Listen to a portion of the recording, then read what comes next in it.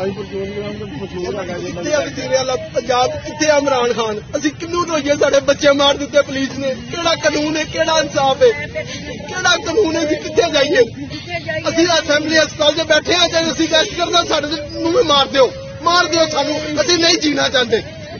इस जुल्म के निजाम च नहीं जीना चाहते। असि साडे निक्के निक्के बच्चे मार दिते, साडे नाल इन्नी ज्यादती हुई है, कित्थे जाइए, किसको इंसाफ मंगीए? वजीरे आला पंजाब साहब, तुहानू इन्हां कतलों का हिसाब क़यामत वाले दिन देना पेगा। तुसीं इस मुल्क के चीफ मिनिस्टर थे, की कर रहे हो?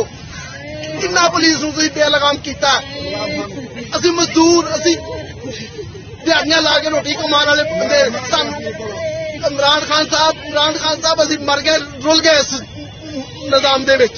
सानू इंसाफ दिता जाए। सानू ये पुलिस वाले जिहड़े जिन्हां ने मारिया चौक दे विच फांसी चाहिदी है। इन्हां नूं सानू फांसी चाहिए, सानू इंसाफ चाहिए। साडे बच्चे मार दिते आ, असीं की करिए? तुसीं सानू दसो, असीं कित्थे चले जाइए, कित्थों जाइए?